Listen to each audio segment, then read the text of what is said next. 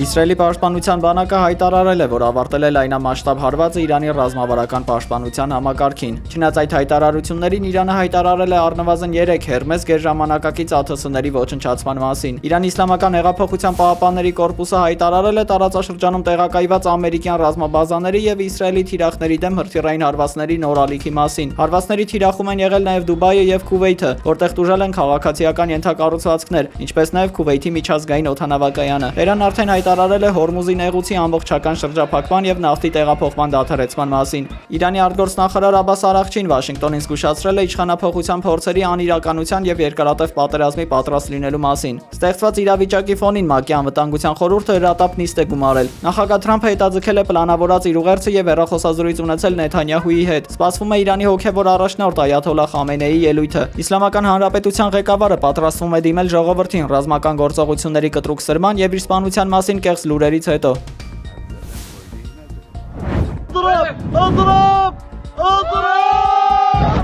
Իրանը սպառնացել է ԱՄՆ-ին ու Իսրայելին գաղտնի զենք օգտագործել, եթե նրանք շարունակեն հարվածները։ Իսլամական հեղափոխության պահապանների կորպուսի գեներալ Էբրահիմ Ջաբարին հեռուստաեթերում հայտարարել է, իր երկիրն այնքան զենք ունի, որ կարող է տարիներով պատերազմել։ Թրամփը թող իմանա, մենք այսօր տիրապետում ենք ամենաժամանակակից հնարավորություններին, որպեսզի ձեր դեմ տարիներով պատերազմենք։ Պատերազմի սկզբում մենք կհարվածենք այն ամենով, ինչ ունենք մեր պահեստների խորքերում, բայց հետագայում մենք կարձակենք մեր ամենահզոր հրթիռները, այն ամենը, ինչ մինչ օրս չենք ցուցադրել եւ ինչպես մենք իրանցիներս ենք ասում, աղաջրի մեջ ենք պահել։ Almost all officials are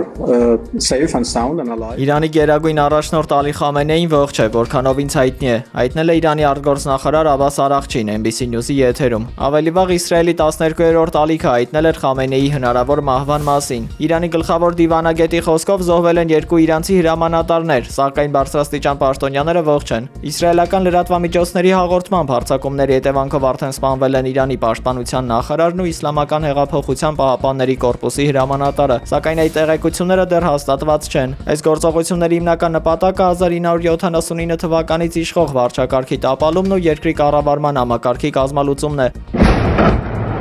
Ամերիկյան ուժերը հիմնականում հարվածում են հրթիռային ենթակառուցվածքներին, մինչդեռ Իսրայելը փորձում է ֆիզիկապես ոչնչացնել Իրանի ամբողջ ռազմաքաղաքական ղեկավարությանը։ Իրանի Մինապ շրջանում դպրոցի վրա հրթիռային հարվածի զոհերի թիվը հասել է 63-ի, վիրավորներինը 92-ի։ Նախնական տեղեկություններով փլատակներում դեռ կարող են աշակերտներ լինել։ Զուգահեռաբար հաղորդում են նաև մայրաքաղաք Թեհրանում մի քանի շենքերի, այդ թվում եւս 1 դպրոցի փլուզման մասին, հայտնել է Իսնան, թեպետ Իրանի ազգային անվտանգության խորհուրդը կոչ է արել քաղաքացիներին լքել մայրաքաղաք Թեհրանը, Իրանի քաղաքացիները ոչ մի փոխզիջում, ոչ մի կապիտուլյացիա, պայքարեք Ամերիկայի դեմ կարգախոսներով ի աջակցություն երկրի իշխանությանը ցույցեր են իրականացնում հենց մայրաքաղաքում։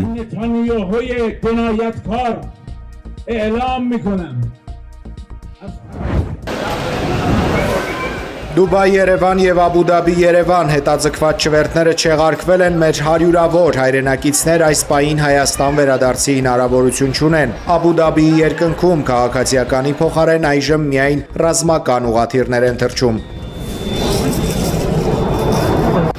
Մերձավոր Արևելքում օդային տարածքների փակ լինելու պատճառով հայկական տուրիստական ընկերությունները առայժմ չգիտեն, թե ինչպես են տարանելու հայ զբոսաշրջիկներին։ Նյուզեեմի հետ զրույցում տուրիստականների ներկայացուցիչները հայտնել են, որ այսօր նաև ստիպված են եղել չեղարկել նախատեսված ուղևորությունները դեպի Արաբական Միացյալ Էմիրություններ։ Գործակալությունները կապի մեջ են ավիաընկերությունների հետ հնարավոր լուծումներ գտնելու համար։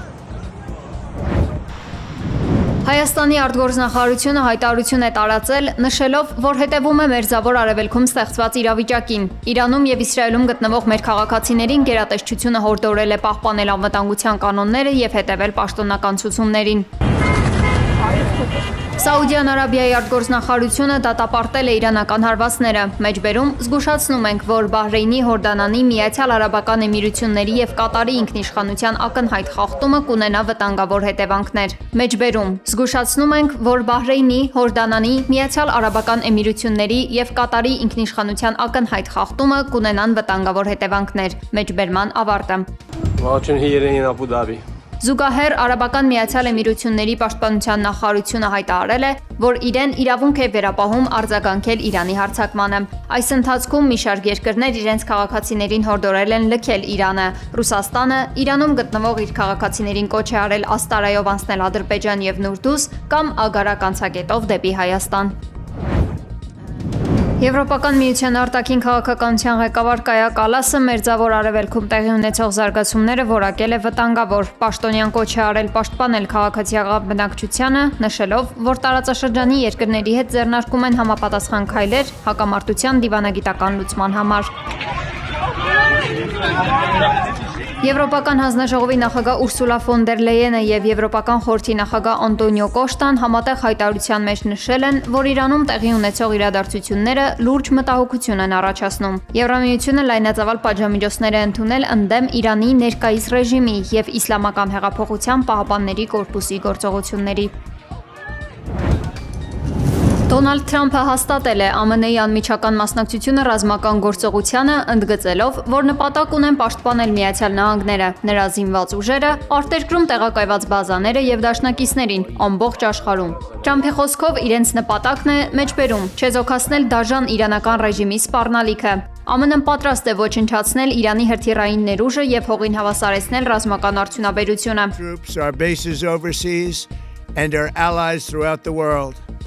Սպիտակ տան ղեկավարը դարձյալ կրկնել է, որ Իրանը ահաբեկչության ամենամեծ հովանավորն է աշխարհում եւ երբեք միջուկային զենք չի ունենա։ Թրամփը դիմել է նաեւ Իրանի Իսլամական հեղափոխության պահապանների կորպուսին, կոչ անելով վայր դնել զենքը։ Թրամփը իր 8 րոպեանոց ուղերձում Իրանի ժողովրդին կոչ է արել մնալ տներում եւ դուրս չգալ փողոց, քանի որ ըստ նրա իրավիճակը վտանգավոր է։ Երբ մենք ավարտենք ռազմական գործողությունները, կառավարությունը կանցնի ձեր ժողովրդի ձեռքը։ Դա կլինի ձեր միակ հնարավորությունը տապալելու ռեժիմը, նշել է Թրամփը։ Իրանի դեմ պատերազմի առաջին տնտեսական հետևանքների մասին են ահազանգում հայ վերլուծաբանները։ Economy of Armenia տելեգրամյան ալիքը հայտնել է, որ Իրանի տարածքով դեպի Հայաստան փոխադրվող բոլոր ծովային բեռները վերահասցեագրվել են դեպի Փոթիի նավահանգիստ, ինչը երկարացնում եւ թանկացնում է առաքումը հայ գործարարների համար։ Տնտեսական թեմաներ լուսաբանող տելեգրամյան ալիքը նկատում է նաև, որ հակամարտության ձգձգման դեպքում առևտրային հարաբերությունները Իրանի հետ կդանդաղեն, ինչպես նաև հարվածի տակ կհայտնվեն առևտրային կապերը Արաբական Միացյալ Էմիրությունների հետ, որը նույնպես կարևոր օղակ է Հայաստանի ներմուծման եւ արտահանման հարցում։ Բացի այդ, եթե լինի փախստականների հոսք Իրանից, Հայաստանում բնակարանների վարձավճարներն անմիջապես կաճեն, ինչպես դա եղավ ռուս-ուկրաինական հակամարտությունից հետո։ Բնակարանատերերի մեծ մասը բաց չի թողնի առիթը կտրուկ բարձրացնելու գները, ինչը լրացուցիչ բեռ կդառնա Հայաստանի բնակչության համար, որն ավելի շատ գումար կծախսի վարձակալության, քան այլ կարիքների համար։ Իրանական պատերազմի հետևանքները կառավարելու համար Հայաստանի անվտանգության խորհրդում միջգերատեսչական աշխատանքային խումբ է ստեղծվել։ Պաշտոնական աղբյուրը հայտնում է, որ այսօր անվտանգության խորհրդի գրասենյակում նիստ է եղել։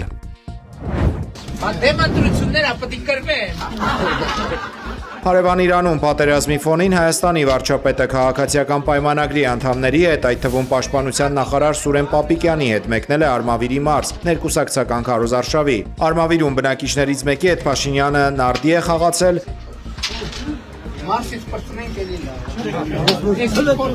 մյուսների հետ բլոտ, զրուցել փողոցում իրեն մոտեցող քաղաքացիների հետ։ Մարտի 15-16 տարին իմ տղայի սպանության կլրանա, որ քարին տամ են գլուխ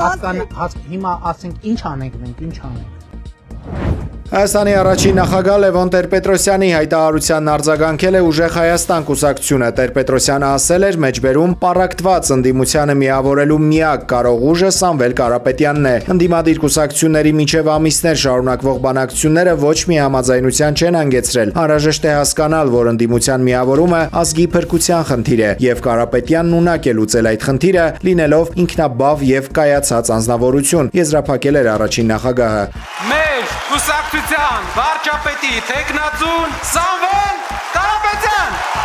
Ազգային բարերար Սամվել Կարապետյանի կուսակցության խոսնակը ի պատասխան ասել է մեջբերում մեր հաջորդ վարչապետ Սամվել Կարապետյանը լիովին գիտակցում է այն պատմական պատասխանատվությունը, որը մենք կրում ենք մեր ազգի առջև։ Հայաստանում շուտով լինելու է նոր ուժեղ առաջնորդություն։ Մեջբերման ավարտը։ Հələ այս վիճակին նայեք։ Իդեպ այսօր ուժեղ Հայաստան կուսակցության անդամները վանաձոր են մեկնել քաղաքացիների հետ հանդիպման ու պարզել, որ հանրապետության երրորդ քաղաքի փողոցներն ու մայթերը ձյան մեջ կորած են։ Ոչ մի բան էլ չեք անում, դուք ոչ մի գործ անելու ոչ ձև գիտեք, ոչ շնորհք գիտեք։ Ժողովուրդ ջան, Վանաձորում շրջում ենք ու ներկայացնում ենք Սամվել Կարապետյանի 5 տնտեսական կետերը։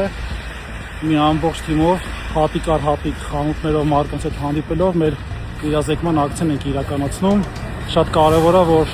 հատկապես մեր մարզերում ու Վանաձոր քաղաքում լինեն զարգացող տնտեսություն, լինեն բիզնեսներ, որոնք կոնկրետ հնարավորություն կունենան օգտվելու 0% հարկից։